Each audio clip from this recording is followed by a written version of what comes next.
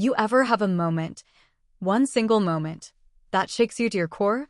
That sneaks up on you, catches you completely off guard, and leaves you questioning everything? I had one of those moments.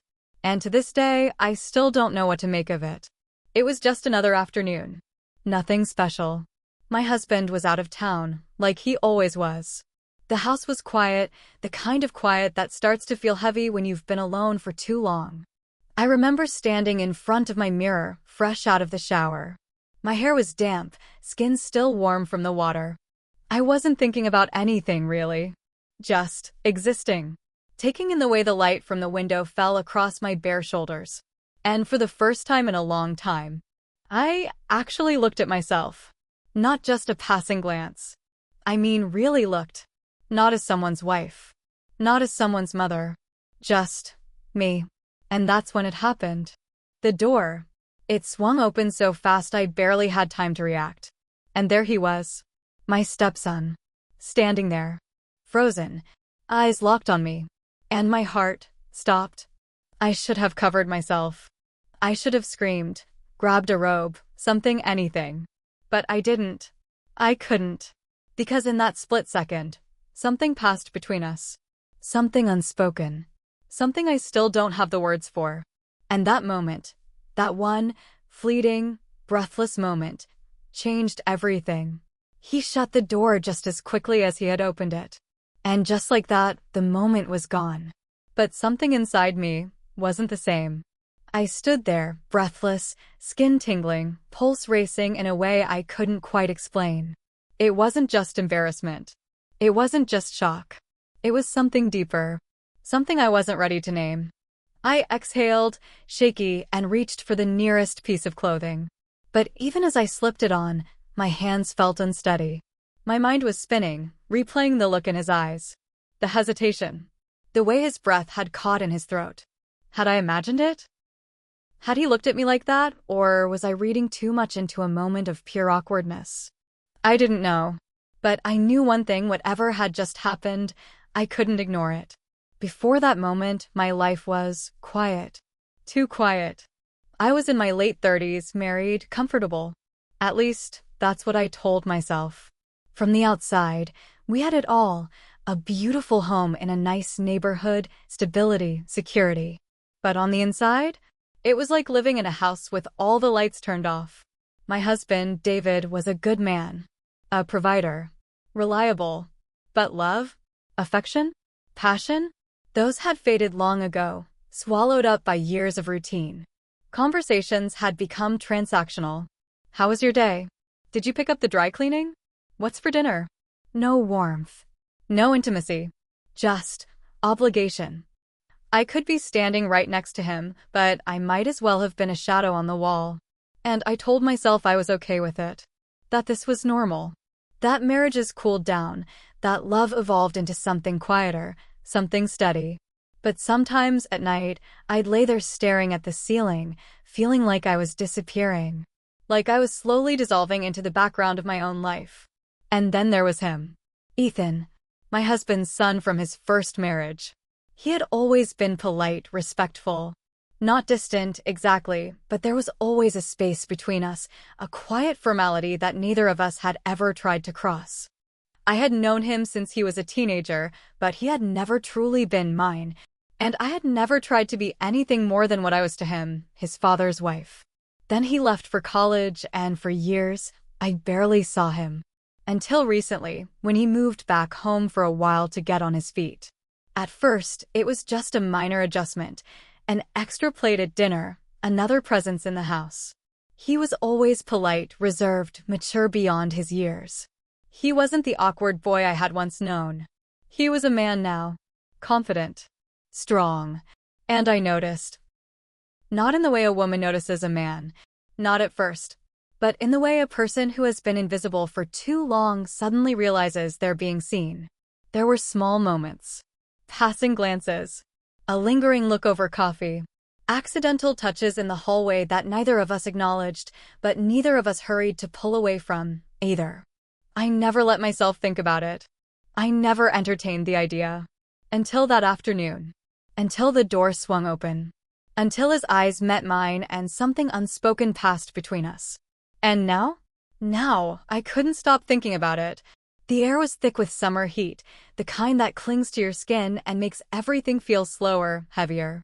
My husband was out of town again, another business trip, another week of silence stretching between us like an ocean. The house was mine. For once, I let myself enjoy that.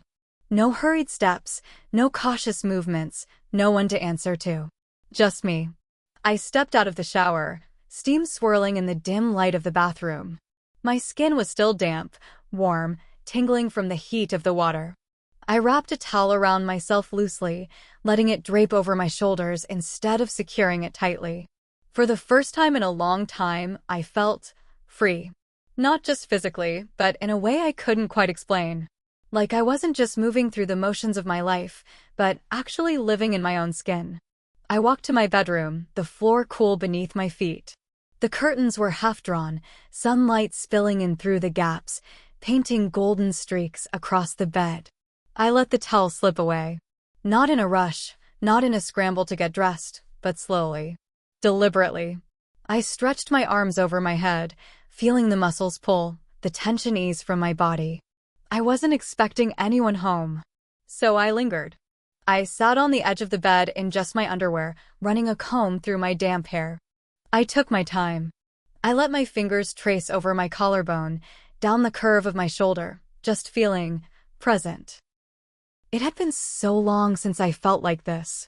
Since I felt anything outside of routine, duty, numbness. And then, footsteps. Firm. Unexpected. Close. My heart stopped. The door swung open so fast, I barely had time to react. And there he was. Ethan. Standing in the doorway. Frozen. His breath caught in his throat, his eyes wide, locked on me. Everything slowed down.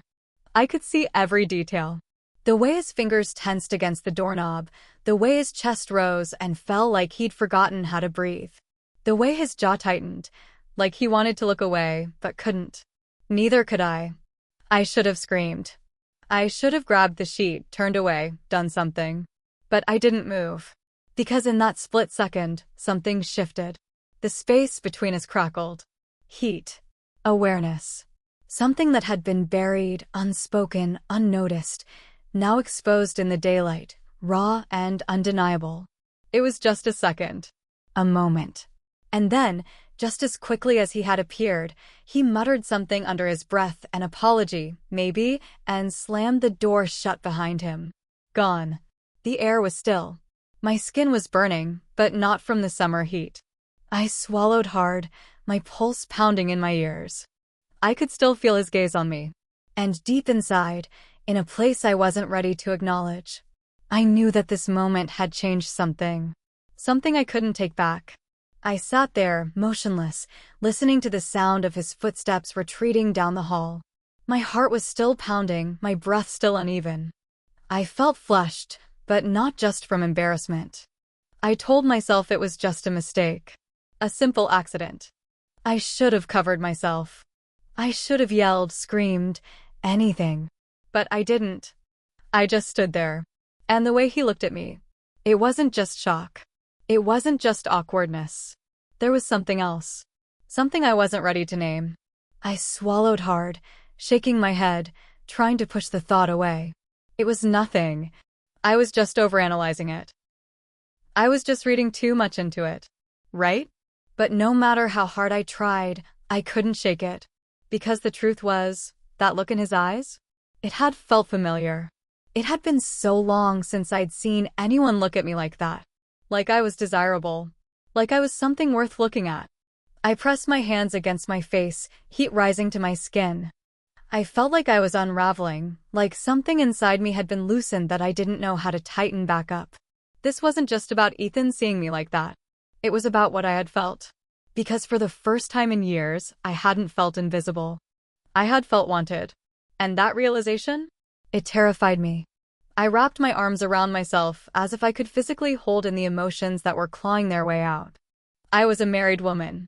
A wife. A mother figure in this house. And yet, in that moment, none of that had mattered. For a fleeting second, it hadn't been about right or wrong, morality or restraint. It had been about feeling alive. And now? Now, I had to pretend none of it had happened. I had to walk out of this room and see him at the dinner table. I had to face him like nothing had changed. Even though, deep down, I knew that everything had. Dinner that night was different. Everything looked the same. The plates set neatly, the soft glow of the chandelier above us, the faint hum of the television in the next room. My husband sat at the head of the table, scrolling through his phone between bites, barely looking up. And across from me, Ethan. I could feel him before I even dared to look at him. The air between us had changed thick, weighted, charged in a way it had never been before.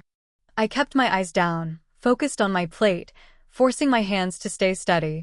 But every nerve in my body was hyper-aware of him. His movements, his posture, the way his fingers tapped against the side of his glass. I stole a glance. He was looking at me. Not openly, not obviously. But there was something in the way his gaze lingered just a second too long. A quiet hesitation, a flicker of something unspoken before he quickly looked away. I swallowed hard. I told myself I was imagining it. That I was reading too much into it. That I was just overly aware of him because of what had happened earlier. But deep down, I knew that wasn't true. Because it wasn't just him. It was me too. The next few days passed in a haze. I tried to tell myself everything was normal, that I was overthinking, that I could just brush off that moment in my bedroom like it was nothing. But it wasn't nothing. I could feel it in the way he hesitated before speaking to me. The way his voice softened when he did. It wasn't anything overt. Just small things. A longer glance when we passed each other in the hallway. A moment of silence that lasted a little too long. A subtle shift in his presence, in his attention, as if he was suddenly more aware of me, too. And it was making me unravel. One evening, as I stood at the sink washing dishes, I felt him walk into the kitchen before I even heard him. I didn't turn around. But I could feel him. Closer than usual. Close enough that the space between us felt different. "Need help?" he asked. His voice was normal. Casual. But underneath, there was something else. I shook my head, forcing a smile. I got it. But then I felt him reach past me, his hand grazing against mine as he picked up a plate from the drying rack. A spark. A jolt of something so sudden, so undeniable, that my breath caught in my throat. Neither of us moved. For a second, just a second, I felt it again. That silent pull, that awareness. And then he stepped back, cleared his throat. And just like that, the moment was over. I gripped the edge of the sink, my hands trembling under the warm water. This was dangerous. I knew it was wrong. But I couldn't deny how it made me feel. Because for the first time in years, I felt seen. The night was quiet. The kind of quiet that feels different, heavier, when you're alone with your thoughts. The house was dark except for the faint glow from the kitchen. The soft hum of the refrigerator was the only sound in the silence. I hadn't been able to sleep. Not really. Not in days. Not since that moment in my bedroom, not since the way things had begun to shift between us. I told myself I was overthinking. That I was imagining things. That I could ignore this feeling if I just tried harder. But then, at that moment, standing there in the dimly lit kitchen, I realized something. I didn't want to ignore it. I wanted to understand it. And that scared me more than anything. I reached for a glass from the cabinet, my hands slow, careful, as if moving too fast would shatter the illusion of normalcy. And then, footsteps. I didn't have to turn around. I already knew who it was. Ethan. I felt him before I saw him. That presence. That quiet hesitation. That energy I had been trying so hard to pretend wasn't there. I turned. He was standing in the doorway, his silhouette outlined in the faint glow from the window. His face was unreadable, but his eyes told me everything. Neither of us spoke. He stepped forward, slow, cautious, as if waiting for me to stop him. I didn't. He reached for a glass, just inches from where my hand rested on the counter. Too close. I could feel the heat of his body, the space between us growing smaller, the silence growing thicker. My breath caught. I should have turned away. I should have walked out of that kitchen and never looked back. But I didn't. I just stood there. And so did he. Neither of us moved. Neither of us spoke. And in that silence, in that moment hanging between us, something shifted. His fingers grazed against mine, just for a second, a whisper of a touch, barely there. But it was enough. Enough to make my stomach tighten. Enough to send a shiver through my skin. I didn't pull away. I couldn't. Because for the first time in so long, I wasn't thinking about consequences. I wasn't thinking about right or wrong. I was thinking about him. The way he was looking at me. The way his chest rose and fell in slow, controlled breaths, like he was trying to steady himself. The way I could feel his hesitation, his conflict, mirroring my own. And then a phone rang. Loud, sharp, like a slap to reality. We both flinched. The moment shattered. I jerked my hand back as if I had been burned, my breath coming fast, my heart hammering against my ribs. Ethan stepped back too, swallowing hard, running a hand through his hair. Neither of us said a word. We didn't have to. Because in that moment, we both knew. We had been so close. So close to crossing a line we could never come back from. And yet, standing there in the dim glow of the kitchen, feeling the weight of what almost happened, of what almost was. I couldn't decide if I was relieved. Or if I was disappointed. The night after the kitchen moment was the longest night of my life. I lay awake in bed, staring at the ceiling, my mind replaying every second of what had happened and what almost did. The way he had stood so close. The way our hands had brushed against each other. The way neither of us had moved, like we were trapped in something bigger than us, something neither of us had been prepared for. And then, that damn phone. That sharp, sudden intrusion that had snapped everything back to reality. Even now, in the dark silence of my bedroom, I could still feel the ghost of that moment clinging to my skin. My body felt charged, restless. But my mind? My mind was screaming. What was I doing? What was I thinking? This was wrong. So wrong. Ethan was my stepson. I was a married woman. A wife. His father's wife. And yet, when I closed my eyes, it wasn't my husband's face I saw. It was his. Ethan. His hesitant, burning stare. His slow, measured breaths. The quiet conflict in his eyes that mirrored my own. I rolled onto my side, squeezing my eyes shut as if I could block out the thoughts, the feelings, the pull that had already sunk its claws into me. I hated myself for feeling this way. And yet, a part of me wasn't ready to let go. The next morning, I felt the change instantly. Ethan was different. Distant. Colder. He barely looked at me. At breakfast, he sat at the far end of the table, eyes locked on his plate, answering questions in clipped, one-word sentences. I tried to act normal. I tried to pretend nothing had happened. But inside, I was unraveling. I could feel it in the way my chest tightened every time he walked into the room, in the way my stomach twisted when he avoided my gaze. Had I imagined it all? Had I misunderstood that moment? Had he felt the same way I had? Or was I just pathetic?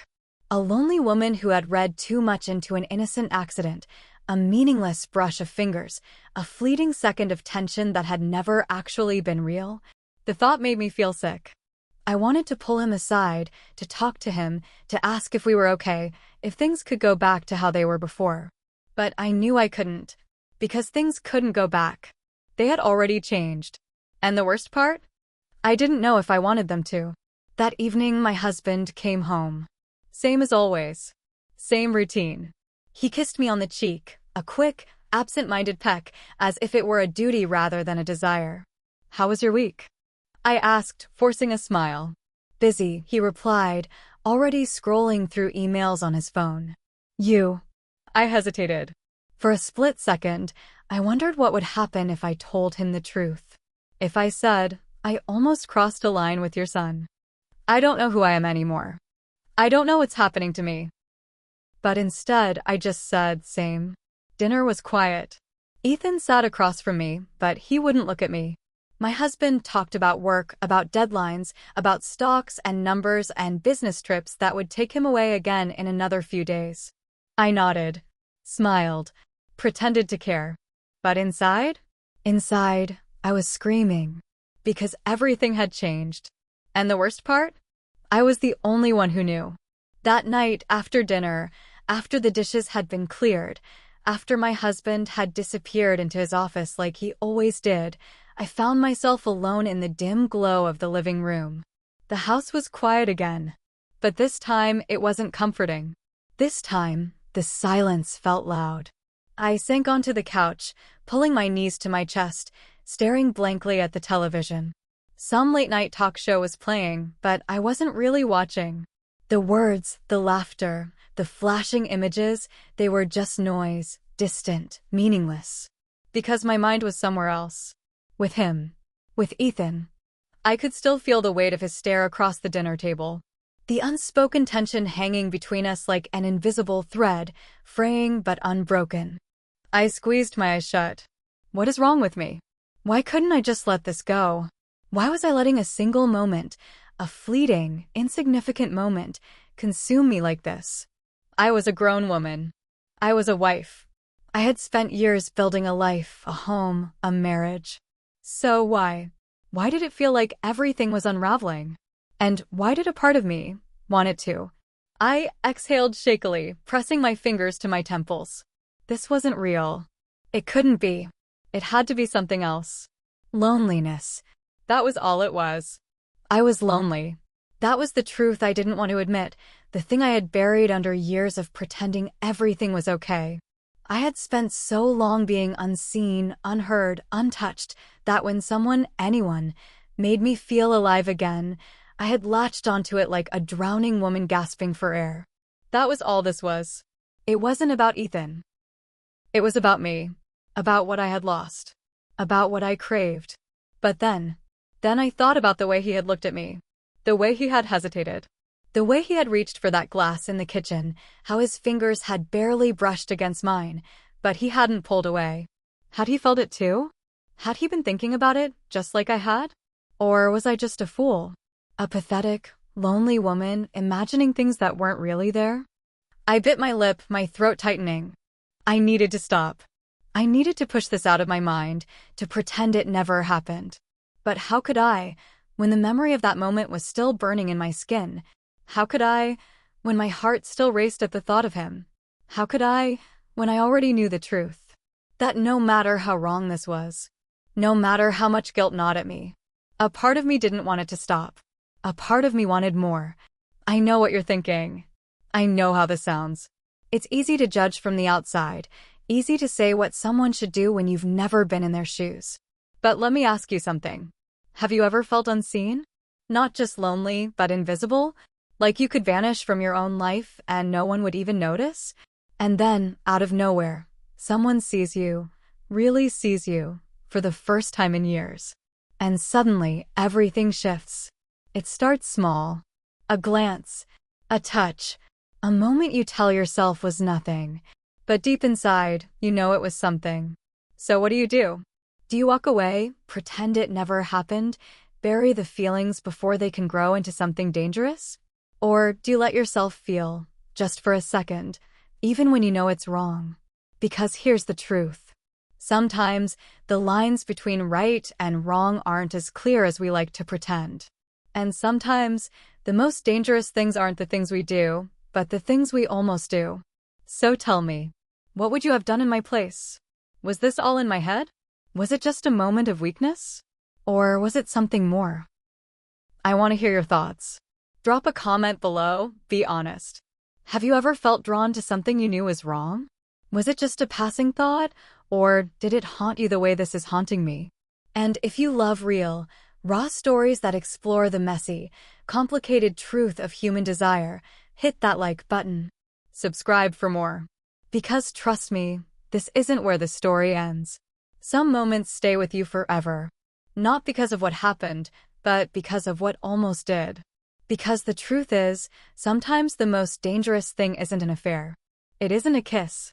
It isn't even a touch.